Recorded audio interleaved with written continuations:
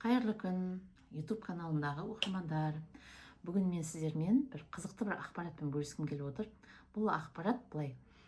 Біз таңғы жүріс арқылы өзіміздің ішкі әлеміміздегі, біздің ішкі ағзамыздағы сұрақтардың жауабын таба алады екенбіз. Неге десеңіз, қараңыз, біз үнемі бір нәрсені тоқтамай, жаңағы не деп айтамын бұндайды, біркелкі жұмыс қой, жүресің, яғни уже ми түсініп тұр, бұл жерде ешқандай қауіп жоқ дейді дағыны. Сол кезде біздің жаңағы подсознанияға жол ашылады екен. Вот сол кезде біз подсознанияда жол ашылғаннан кейін кейбір сұрақтардың жауабын өзімізден сұрап біле аламыз. Ол қалай? Біздің подсознаниямыз негізінде біздің түп санамыз, түп санамызда бейсаналы түрде біз түп санамызда қаншама ақпараттар бізде сақталған. Яғни долгосрочный память дегеннің барлығы осы түп санада тұрды. Сосын біз өмір сүру барысында мен үнемі айтып жүремін, кейбір жаңағы жағдайларда біз не істейміз? Өзіміз бейсаналы түрде бірдеңені жасаймыз да, бірақ саналы түрде сол жасағанымызға былайша айтқан кезінде өз-өзімізге кейде ренжіп те жатамыз. Неге мен осылай жасай берем деген секілді. Бұл неге? Өйткені бұл бейсаналы түрде сізге бағдар беріп тұр. Бейсаналы түрде сізді басқарып тұр. Енді біз осы сұрақтың жаңағы дәл сондай да, алдында айтып өткендей, неге мен осылай жасай беремін, саналы түрде жасағым келмейді менің деген сұрақтарыңыз бар ғой. Осыны біз осы таңғы жүрісте мына түп санадан осындай сұрақтардың жауабын біле аламыз. Біздің түп санамызда былайша айтқан кезде 95% бізді басқаратын бүткіл ақпарат жатыр ол жерде. Біздің өмірімізде болып жатқан бүткіл қиыншылықтың жауабы сол жерде болып жатыр. Неге? Өйткені сол жаңағы программа бар да ол жерде. Сол программамен біздің өміріміз өрбіп жатыр. Көрдіңіз ба? Ал енді сол программаның ішіндегі кейбір өмірімізде болып жатқан оқиғаларға қатысты біз программаларды таба аламыз. Мен дәл солай Алланың қалауымен негізінде бұрындарда тоже сөйтіп жүріп көргенмін да, бірақ ол кезде таңғы жүрісте жай ғана жүріс қой бұның өзі.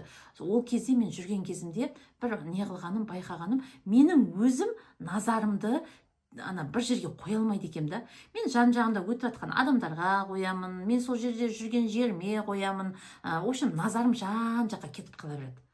Ол назарды қоюдың өзі оңай емес та. Жан-жаққа біресе жаңағы алдымнан өтіп кеткен адамға назарымды қойып кетемін, біресе одан артымнан алдыма шығып кеткен адамға назар қоямын деген секілді. И мен сол адамдардың мысалы киіп алған киімдеріне де тоже кейде нем кетеді, ойым мысалы да. Бізде ой жүйрік, бір күнде бізде 60 мың ой жан-жақтан келе береді да.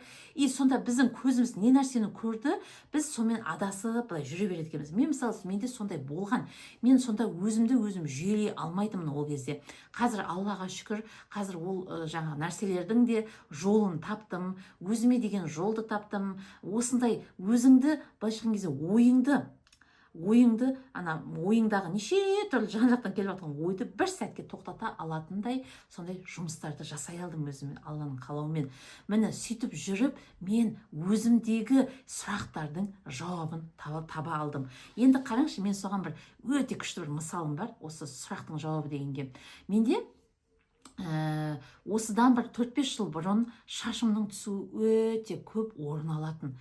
Мен осыдан қатты менде бір не болатын, түсініксіз бір жағдай болатын да. Мен шашымның түскені, мен жай жусам да, мен шашымды тарасам да өте көп уыстап түсетін. Сонда енді все равно мынандай бір қорқыныш бар ғой. Шаш түсе берсе жаңа жаман ауру бар ма деген секілді қорқыныш та бар, Құдай сақтасын. Бірақ мен дәрігердің де тексеруінен өттім бірақ неше түрлі өзіме осындай сұрақтарды да қойдым, бірақ жауабын таба алмадым. Шашымның түскені қойған жоқ неше жылдан бері.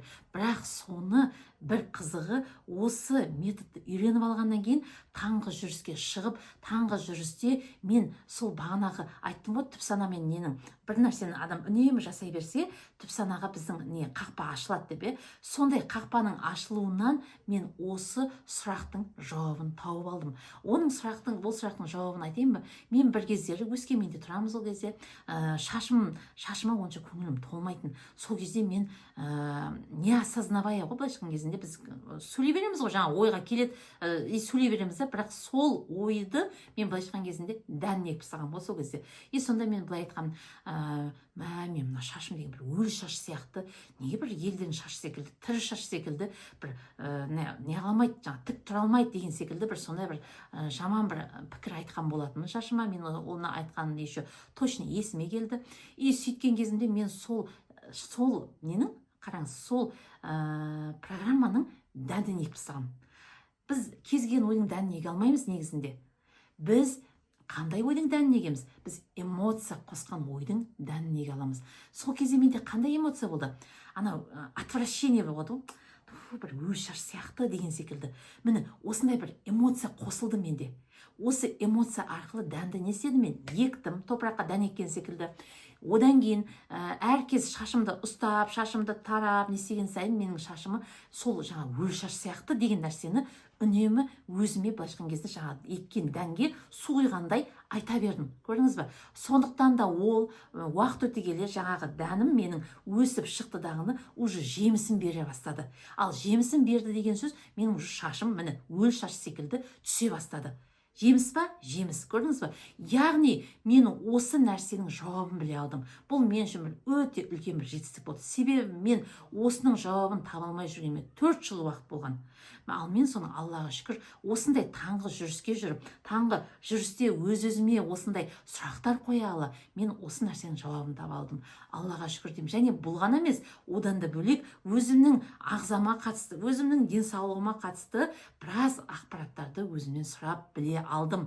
Бұл мен үшін өте үлкен жетістік болды. Енді менің сіздерге айтатыным, егер де сіз де осы айтқан ақпаратыма қызықсаңыз, сіз де өзіңізді тануға барынша жұмыс жасап жүрген болсаңыз, сіз де өзіңізде бір сұрақтардың жауабын таба алмай жүрген болсаңыз, онда маған разбор деп жазыңыз.